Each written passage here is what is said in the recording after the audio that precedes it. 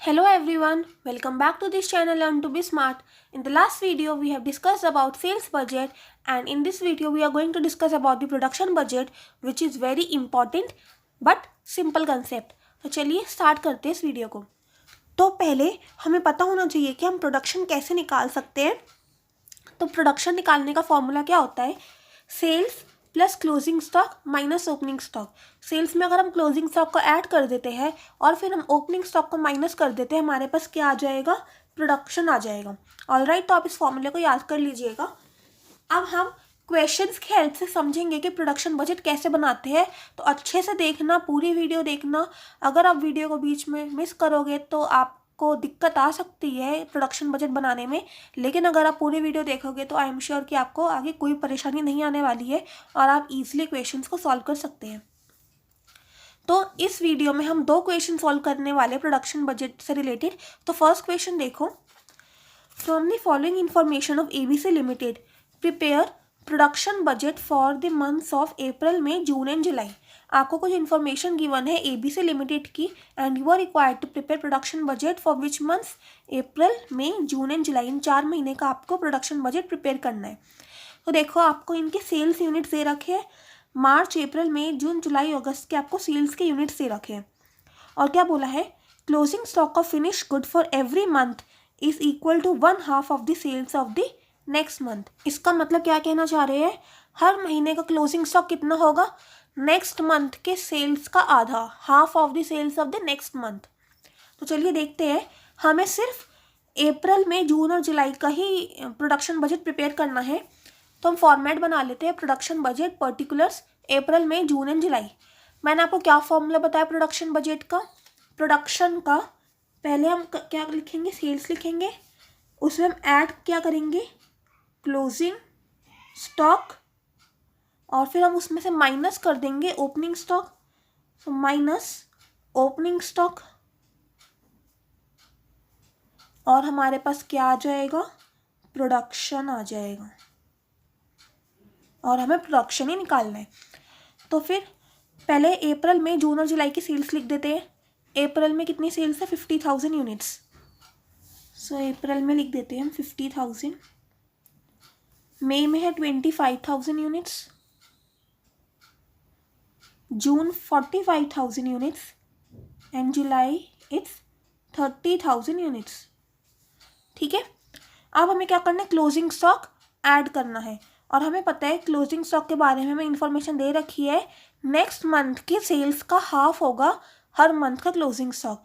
तो अप्रैल के लिए क्लोजिंग स्टॉक क्या होगा? मई की सेल्स का हाफ, मतलब कि 25,000 डिवाइडेड बाई 2। ये अप्रैल का क्लोजिंग स्टॉक हो जाएगा। सो करो 25,000 डिवाइड बाई 2, 12,500। मई के लिए क्लोजिंग स्टॉक क्या होगा? जून की सेल्स का हाफ, 45,000 डिवाइडेड बाई 2, जो कि आ जाते हैं हमारे पास 22,500। जून के लिए क्या होगा? जुलाई की सेल्स का हाफ, 30,000 डिवाइड बाई 2, जो कि आ जाएगा 15,000। जुलाई के लिए क्या होगा? अगस्त की सेल्स का हाफ। अगस्त की सेल्स आपको दे रखी 50,000 यूनिट्स, तो फिर ये हो जाएगा 50,000 अपॉन 2, जो कि आ जाएगा 25,000 यूनिट्स। ठीक है। अब हमें इसमें से माइनस क्या करना है? Opening stock. अब बात ये है, ओपनिंग स्टॉक तो आपको क्वेश्चन में कहीं दे ही नहीं रखा, तो क्या ओपनिंग स्टॉक ज़ीरो हो गया हर एवरी मंथ का?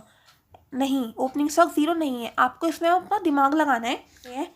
जो अप्रैल का क्लोजिंग स्टॉक होगा वही तो मई का ओपनिंग स्टॉक होगा, राइट? जो मई का क्लोजिंग स्टॉक होगा वो जून का ओपनिंग स्टॉक होगा, जो जून का क्लोजिंग स्टॉक होगा वही जुलाई का ओपनिंग स्टॉक होगा। तो हम ओपनिंग स्टॉक कैसे निकालेंगे? अप्रैल के लिए ओपनिंग स्टॉक क्या होगा? मार्च का क्लोजिंग स्टॉक, राइट? अब मार्च का क्लोजिंग स्टॉक क्या है? हमें पता है क्लोजिंग स्टॉक है half of the next month. तो फिर मार्च के लिए क्लोजिंग स्टॉक क्या होता है? अप्रैल की सेल्स का हाफ। अप्रैल की सेल्स है 50,000 यूनिट्स, इसका हाफ हो जाता है 25,000 यूनिट, और ये 25,000 यूनिट मार्च का क्लोजिंग स्टॉक है। तो ये अप्रैल का ओपनिंग स्टॉक भी तो 25,000 यूनिट्स ही हो गया। तो फिर अप्रैल में माइनस कर देंगे 25,000। समझ आ रहा है मैंने क्या बोला? कि जो एक मंथ का क्लोजिंग स्टॉक होगा वही तो दूसरे मंथ का ओपनिंग स्टॉक होगा। तो अगर मार्च का क्लोजिंग स्टॉक अप्रैल के लिए ओपनिंग स्टॉक हो गया, वैसे ही अप्रैल का क्लोजिंग स्टॉक 12,500 मई के लिए ओपनिंग स्टॉक हो गया, तो मई में से हम माइनस कर देंगे 12,500। मई का क्लोजिंग स्टॉक जो कि 22,500 है वो जून के लिए ओपनिंग हो गया, तो इसमें से माइनस कर देंगे 22,500। और जो जून का क्लोजिंग स्टॉक है 15,000 वो जुलाई के लिए ओपनिंग हो गया, तो इसमें से माइनस कर देंगे 15,000। अब हम निकाल लेंगे सबकी प्रोडक्शन। तो अप्रैल की प्रोडक्शन कितनी आ जाएगी, 50,000 प्लस 12,500 माइनस 25,000, जो कि आ गया हमारे पास 37,500। मई के लिए कितना आ गया, 25,000 plus 22,500 minus 12,500, it comes out to be 35,000। June के लिए 45,000 प्लस 15,000 माइनस 22,500, 37,500। और जुलाई के लिए 30,000 प्लस 25,000 माइनस ऑफ 15,000, 40,000। तो ये आ गया हमारे पास प्रोडक्शन, और ये वाला क्वेश्चन हो गया सॉल्व। हमें इसमें प्रोडक्शन बजट बनाना था और हमने हर मंथ का प्रोडक्शन निकाल लिया। तो सिंपल है ना क्वेश्चन, फॉर्मूला बेस है, बस sales plus closing stock minus opening stock आपके लिए प्रोडक्शन आ जाएगा। सेल्स आपको तो एज इट इज गिवन थी, क्लोजिंग स्टॉक आपको बता दिया था नेक्स्ट मंथ की सेल्स का हाफ, और ओपनिंग स्टॉक हमें थोड़ा सा दिमाग लगाना है कि जो 1 मंथ का क्लोजिंग स्टॉक होगा वही नेक्स्ट मंथ के लिए ओपनिंग स्टॉक होगा, तो इससे हमारे पास प्रोडक्शन निकल जाता है। अब हम एक और क्वेश्चन करेंगे प्रोडक्शन बजट से रिलेटेड।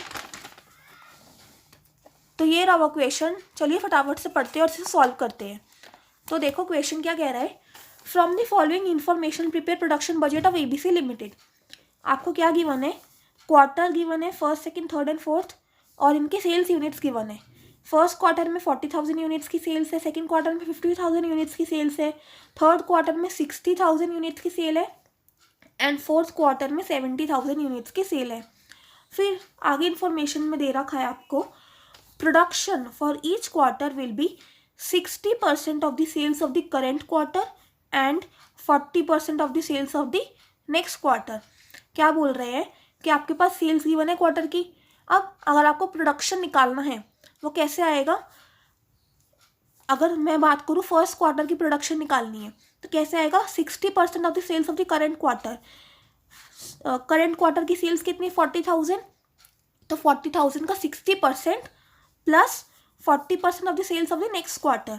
नेक्स्ट क्वार्टर की सेल्स है 50,000, 50,000 का 40%, तो ये आपके पास फर्स्ट क्वार्टर का प्रोडक्शन आ जाएगा। इसमें हमें वो फॉर्मूला यूज़ नहीं करना है, sales plus closing stock minus opening stock, because इसमें आपको सीधे सीधे इन्फॉर्मेशन दे दिया कि आपको प्रोडक्शन कैसे निकालना है। इसमें आपको प्रोडक्शन पैटर्न बता दिया कि नेक्स्ट क्वार्टर की सेल्स का 40% है और इसी क्वार्टर की सेल्स का 60% है।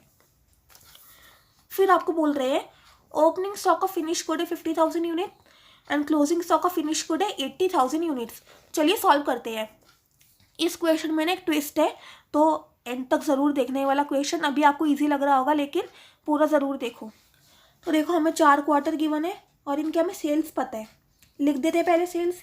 क्वार्टर 1 की है 40,000, क्वार्टर 2 की 50,000, third quarter 60,000 and fourth quarter 70,000। ठीक है, अब आपको क्या बोल रहे हैं, प्रोडक्शन कितनी है, 60% of the sales of the current quarter and 40% of the sales of the next quarter. तो अगर हमें प्रोडक्शन निकालना है, प्रोडक्शन है 60% of sales of current quarter plus 40% of sales of next quarter.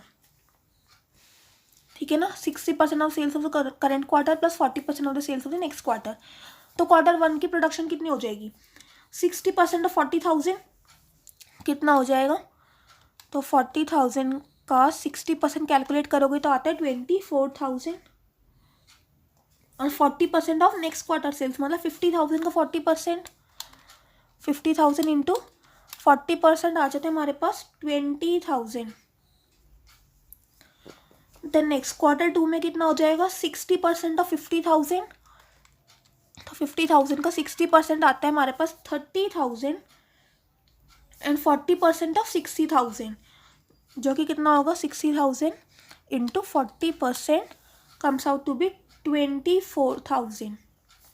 Then quarter three के लिए क्या होगा 60,000 का 60%, 60,000 इंटू 60%, 36,000 और 40% of the sales of the next quarter, मतलब 70,000 का 40%, 70,000 इंटू 40%, 28,000। और फोर्थ क्वार्टर के लिए 60% of 70,000, 70,000 into 60%, 42,000 and 40% of the sales of the next quarter. But ये है इसमें ट्विस्ट, जिस ट्विस्ट की मैं बात कर रही थी, हमको नेक्स्ट क्वार्टर की सेल्स तो पता ही नहीं है, तो उसका हम 40% कैसे निकालें। तो वैसे तो क्वेश्चन पूरा सिंपल है, आपके पास हर क्वार्टर की प्रोडक्शन आ गई है, लेकिन फोर्थ क्वार्टर की आपके पास प्रोडक्शन नहीं आ पाई है, तो हम निकाल सकते हैं इसकी प्रोडक्शन भी। तो कैसे निकालना है हमें, देखो हमें पूरे ईयर की सेल्स गिवन है ना, अगर हम चारों क्वार्टर की सेल्स को प्लस कर दें तो हमारे पास फुल ईयर की सेल्स आ जाएगी। चलो करते हैं एक बार। एनुअल सेल्स कितनी आ जाएगी हमारे पास, चारों क्वार्टर की सेल्स को ऐड कर देंगे अगर हम, करो 40,000 प्लस 50,000 प्लस 60,000 प्लस 70,000, जो कि आ जाता है 2,20,000। और अगर हम इसमें क्लोजिंग स्टॉक ऐड कर दे पूरे जो साल के एंड में क्लोजिंग स्टॉक बचा है, और माइनस कर दे जो साल के बिगनिंग में ओपनिंग स्टॉक था, तो हमारे पास पूरे साल का टोटल प्रोडक्शन आ जाएगा। चलो करो add closing stock minus opening stock. Closing stock कितना है 80,000 यूनिट्स, तो ऐड 80,000 और ओपनिंग है 50, तो माइनस 50,000, जो कि कितना आ जाएगा 2,20,000 प्लस 80,000 कितना हो गया 3 लाख माइनस 50,000, 2,50,000। ये क्या आ गया एनुअल प्रोडक्शन, मतलब ये टोटल प्रोडक्शन आ गई आपके पास पूरे साल की। अब देखो हमने ये भी प्रोडक्शन निकाला है,